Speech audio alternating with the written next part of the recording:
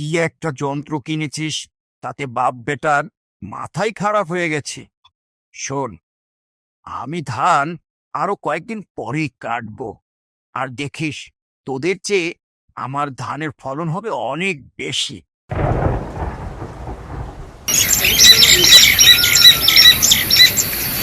হায় হায় হায় রে, আমার এ কি হলো! হায় ভগবান, আমার সব ধান ডুবে গেল।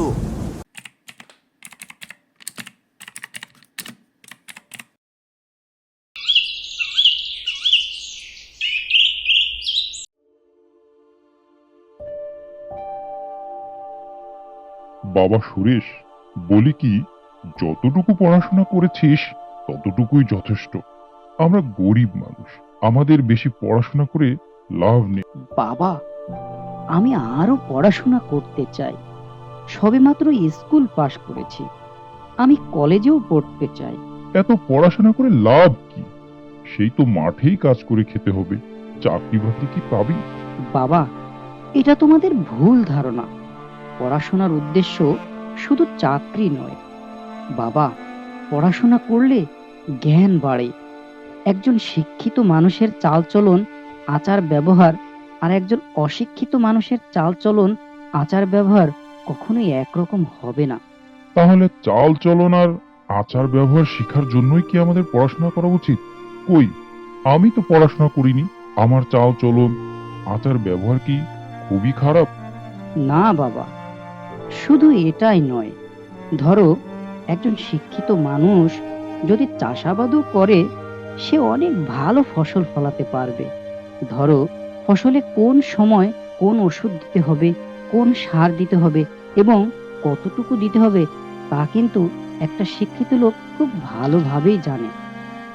এতে কি হয়? ফসলটা অনেক ভালো হয়। ঠিক আছে, তুই পড়াশোনা কর। তুমি ভেবো না, আমি পড়াশোনাও করব, আবার তোমার মাঠের কাজে সাহায্যও করব। কিন্তু দুদিকেই তুই সামলাবি কিভাবে? বাবা, তুমি চিন্তা করো না, আমি ঠিক সামলে নেব। সুরেশ খুবই মেধাবী আর পরিশ্রমী ছিল। পড়াশোনার পাশাপাশি ওর বাবাকে মাঠের কাজে সাহায্য করে। সুরেশ স্কুল পাশ করে এবার কলেজে ভর্তি হয়েছে। কলেজ ওর বাড়ি থেকে অনেক দূরের পথ। সবকিছু মেনে নিয়েও সুরেশ পড়াশোনা চালিয়ে যাওয়ার সিদ্ধান্ত নিল।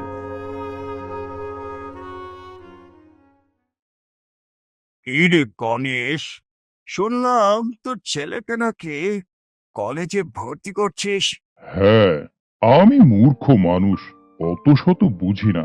ছেলে বলল কলেজে ভর্তি হবে, ওর যেহেতু পড়াশোনার আগ্রহ আছে, তাই আমি আর না করিনি। ছেলেকে পড়াশোনা করাবি, ডাক্তার বানাবি নাকি ইঞ্জিনিয়ার বানাবি? তুই যে কথাটা বলেছিস, এটা খোঁচা মেরেই বলেছিস। গণেশ যদি ওর ছেলেকে পড়াশোনা করাতে চায়, তাহলে তোর সমস্যাটা কি? আরে দাদু, তুমি রাগ করছো কেন? আমি বলছি যে পড়াশোনা করে লাভ কি? সেই তো মাঠেই কাজ করে খেতে হবে। শোন, মাঠে কাজ করুক আর যাই করুক, লেখাপড়ার একটা গুণ আছে, বুঝলি? কত গুণ দেখলাম। এই যে আমার ছেলে, ওকে ছোটবেলা থেকেই আমার সাথে মাঠে কাজ করেছে। আমার কাজের লোক কম লাগছে, ফসলও তো ভালোই হচ্ছে। শোন পাচু, তোর সাথে আর বেশি কথা বাড়াতে চাই না। তোর ভালো তোর কাছে, আর আমার ভালো আমার কাছে। আমার ছেলে লেখাপড়া করতে চায়, করবে, আমি ওকে বাধা দেব না। এটাই আসল কথা। যার যার হিসাব তার তার কাছে। এই নিয়ে কেউ কারোর সাথে ঝামেলা করবি না, বুঝলি? যুগে যুগে কত দেখলাম, আরো কত কি দেখবো। একটা সমাজে নানান ধরনের লোক থাকে, কেউ যেন কারো কাজ পছন্দই করে না। গণেশকে খোঁচা মারা কিছু কথা বলে পাঁচু সেখান থেকে চলে গেল।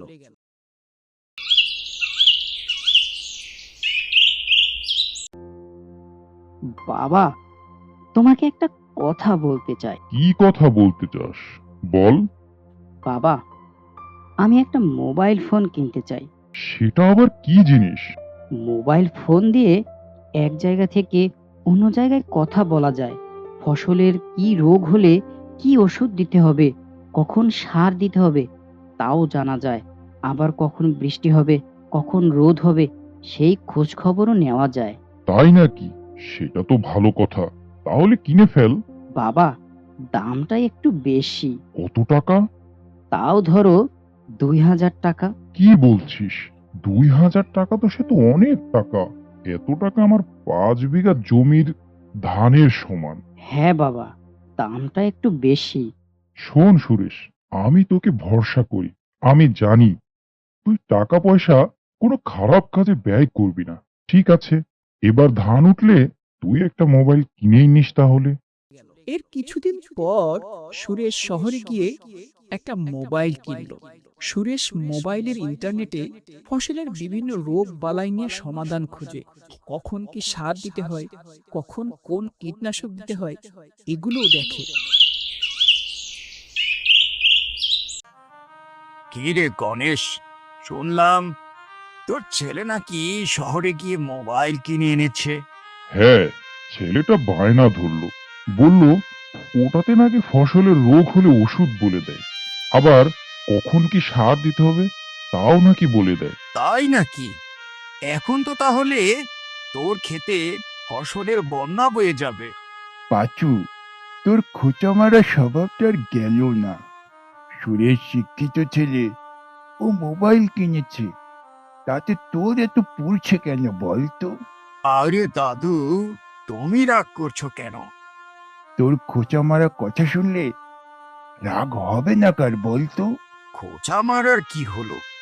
এবার নিশ্চয়ই গণেশ সবার চেয়ে বেশি ফসল ঘরে তুলবে। দেখা যাক কি হয়। শোন পাঁচু, ফসল বেশি হবে এই ভেবে আমি ওকে মোবাইল কিনে দিইনি। তুই খামোখাই বেশি কথা বলছিস। এটা ওর পড়াশোনার কাজেও লাগে। গরিবের ঘোড়া রোগ কত দেখলাম। শোন পাঁচু, এই নিয়ে বেশি কথা বলিস না। তুই কেমন মানুষ আর গণেশ কেমন মানুষ তা কিন্তু আমি জানি। শোন, তুই আর বেশি কথা বলিস না। আমার যতটুকু বয়স হয়েছে সেই অভিজ্ঞতা থেকেই বলছি, শিক্ষার একটা মূল্য আছে। শিক্ষিত লোকের চিন্তা ভাবনা আর মূর্খ মানুষের চিন্তা ভাবনা কখনোই এক হয় না। শিক্ষার ফল আজ হোক আর কাল হোক পাওয়া যায়, বুঝলি?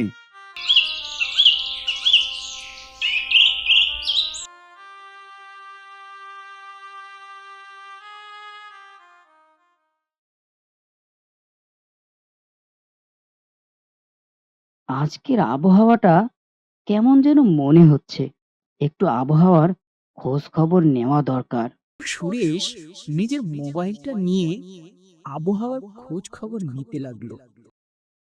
আবহাওয়ার বিশেষ খবর সকলের অবগতির জন্য জানানো যাচ্ছে যে আগামী দিন প্রচন্ড রোদ হবে।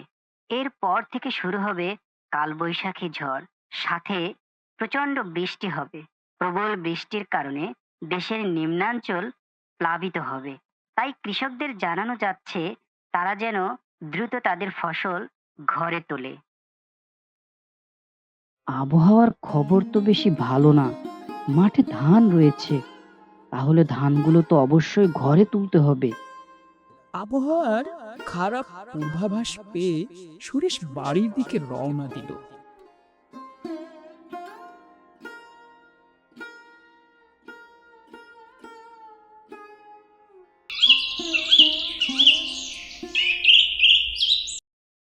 বাবা, আমি আবহাওয়ার খবর শুনলাম আগামীকাল রোদ থাকবে, কিন্তু এরপর থেকে শুরু হবে কাল বৈশাখী। বৃষ্টিতে নাকি মাঠ ঘাট সব তলিয়ে যাবে। তুই এসব কি বলছিস? হ্যাঁ বাবা। বাবা, এই আগাম খবরটা অবহেলা করা ঠিক নয়। আমাদের উচিত মাঠের ধানগুলোকে ঘরে তুলে ফেলা। ধান সব পেকে গেছে, তবে আর 2-1 দিন রাখলে ধানের ফলনটা ভালো হতো। বাবা, হাতে সময় নেই। যতটুকু পেকেছে তাতে কি ঘরে ধান তোলা যাবে না? যাবে, তবে তাতে ফলন কিছুটা কম হবে। বাবা, সব ফসল নষ্ট হয়ে যাওয়ার চেয়ে কিছু কম হলে ক্ষতি নেই। বাবা, আমাদের হাতে শুধু একটা দিন সময় আছে। কালকেই সব ধান ঘরে তুলতে হবে। ঠিক আছে, তাহলে মাঠের সব ধান কেটে তারপর ঝেড়ে তাড়াতাড়ি ঘরে তুলতে হবে।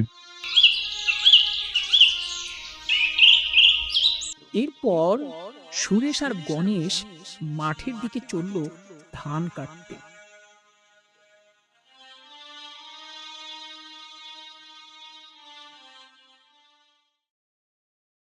কি রে গণেশ, কোথায় চললি?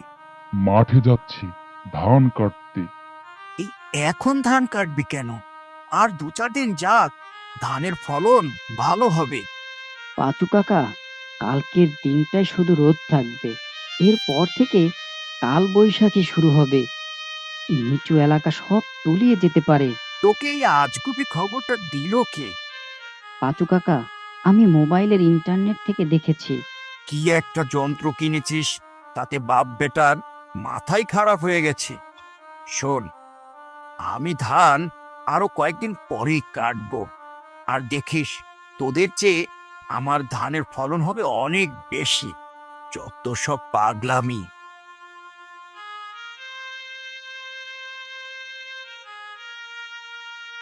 এরপর সুরেশ আর গণেশ দিন রাত পরিশ্রম করে ধান কেটে ঘরে তুলল। এরপর হঠাৎ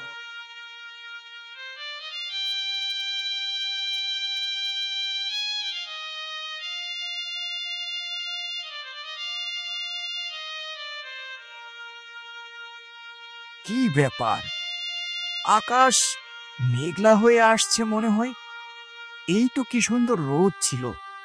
হায় ভগবান, ঝড় বৃষ্টি যেন না হয়।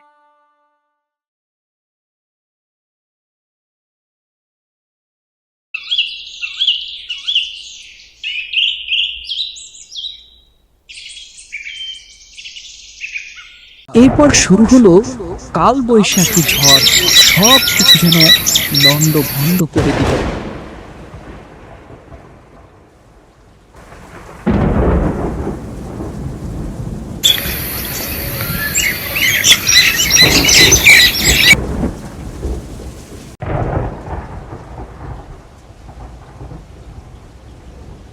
হায় হায় হায় রে, আমার এ কি হলো?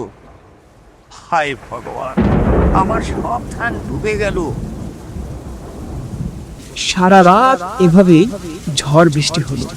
গ্রামের সমস্ত জমি বৃষ্টির পানিতে প্লাবিত হলো।